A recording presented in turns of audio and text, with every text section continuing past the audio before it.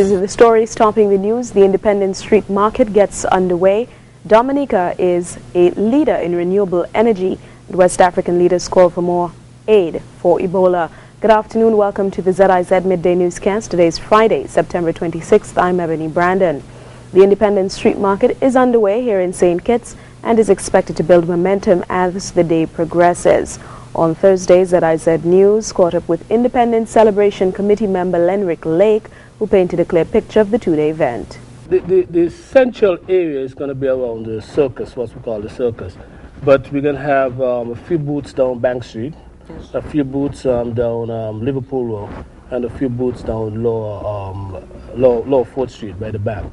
Okay. So that general area is going to be occupied with booths and a sort of international stage for artists to perform. According to Lake, emphasis is being placed on showcasing local artists' food and culture. Okay. So on the Friday evening, we'll have a concert that involves a panorama, because there's a lot of bands, local and small bands in St. Kitts, great musicians that often persons are not aware of them. Okay. So bands like KC5 and Modern Image, these are good bands. So we're having a panorama with these bands to highlight the local talents on Friday night. He said today's entertainment will be a mixture of culture and other performances. The Independent Street Market is one of several activities held this month in commemoration of St. Kitts and Nevis's 31st independence anniversary.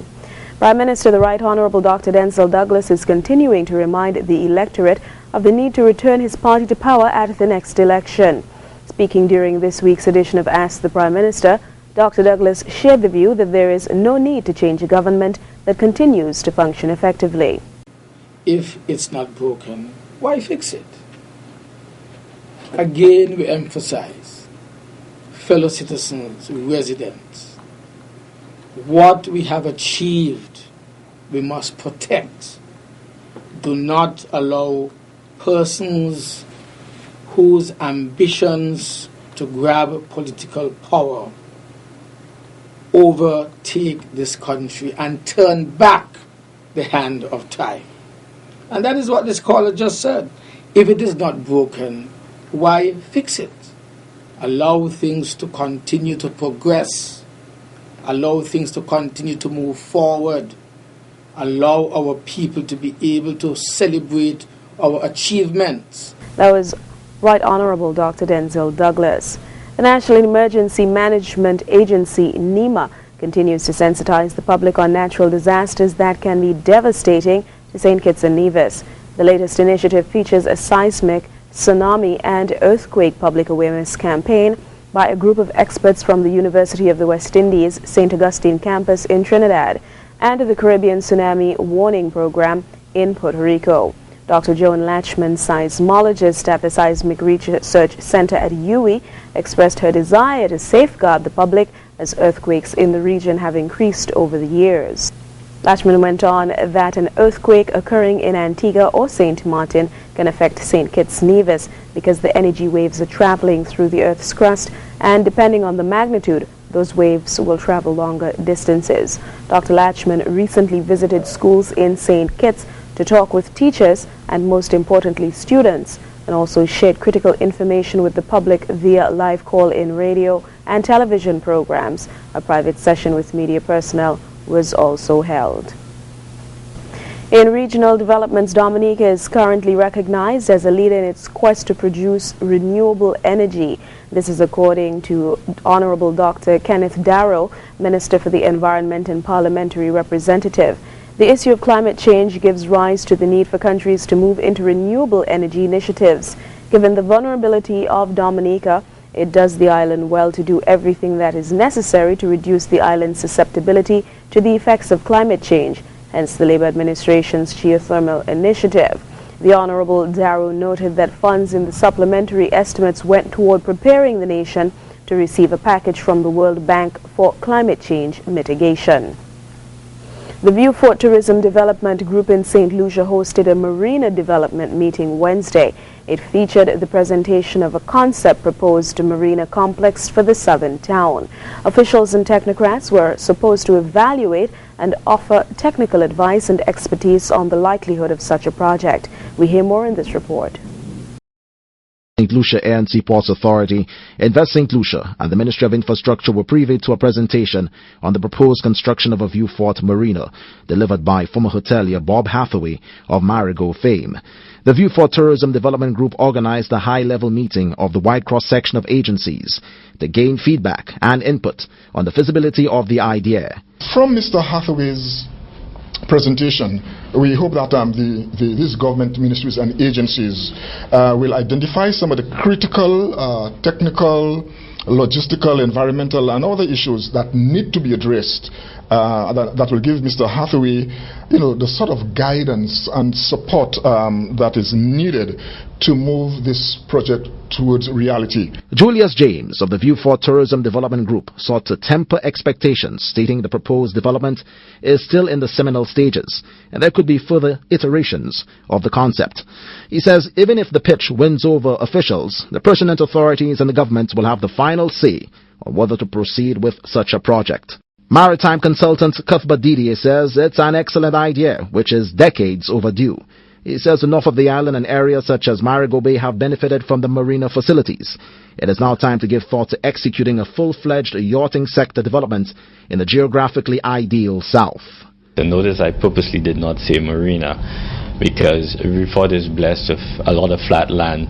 So I would like to suggest that we not limit ourselves to just a marina where we have boats in the water, but also space where we can haul out the boats and have dry dock repair facilities because of the flat land.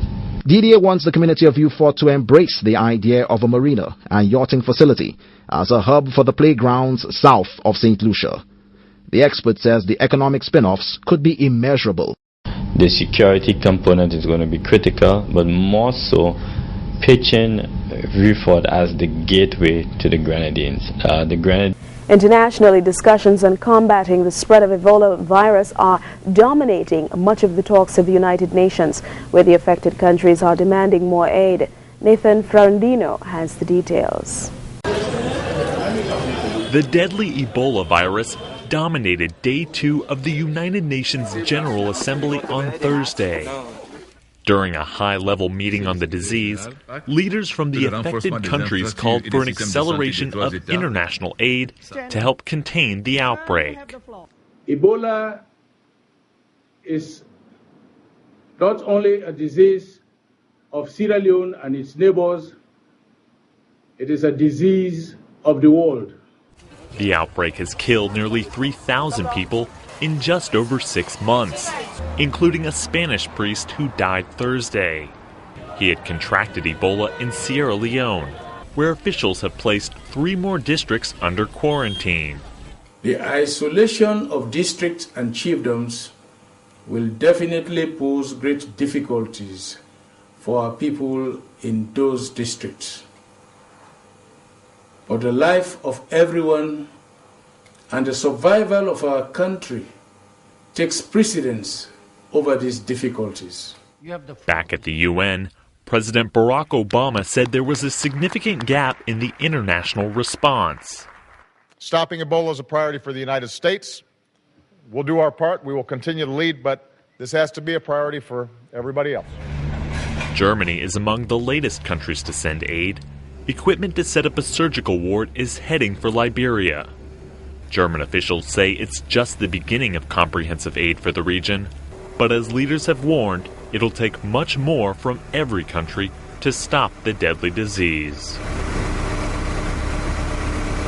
Syrian government troops have retaken the strategic town of Adra in the northeast of the capital Damascus.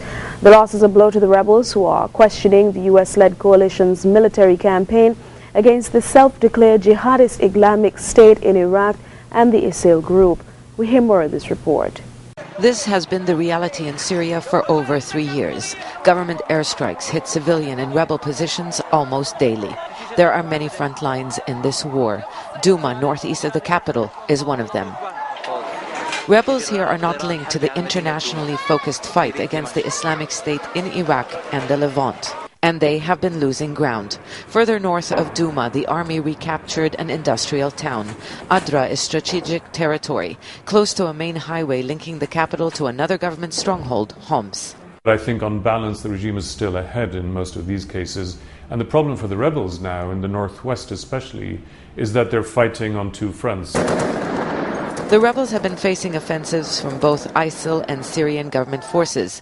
This has weakened them, and many Syrians feel the government will be able to benefit from coalition strikes against the Islamic State in Iraq and the Levant. In the end, the regime will benefit. The areas where the coalition has hit ISIL, the regime will retake, and in the end, we won't get anything out of this. We are against any attack on Syria today. We were waiting for this kind of strike for some time, but not against us. We are shocked that our enemy is their friend. The US-led coalition has been targeting ISIL's infrastructure as well as one of the group's sources of funding. Oil facilities in Deir ez-Zor were hit. These attacks are causing anger. Many Syrians feel the international community should be targeting and degrading the capabilities of the government instead. They feel their voices are not being heard. For years they appealed for international assistance, but they never got it. Protests are becoming more common and they are spreading. Some Syrians are now hoisting ISIL's flag. Many in the opposition believe the international coalition's military campaign is not just about defeating ISIL. They feel their revolution is just as much of a target as well. Zana Khuder, Al Jazeera, Beirut. In today's weather, skies will be cloudy along with occasional showers. Winds will blow from the southeast at 5 to 10 miles per hour. Temperatures will reach a high of 30 degrees with a low of 25 degrees this evening. Tomorrow is also expected to be another rainy day. Sunday will follow in the same trend. That brings us to the end of the ZIZ Midday newscast. Join us this evening at 7 p.m. right here on Channel 5 for these stories and more in detail. I'm Ebony Brandon.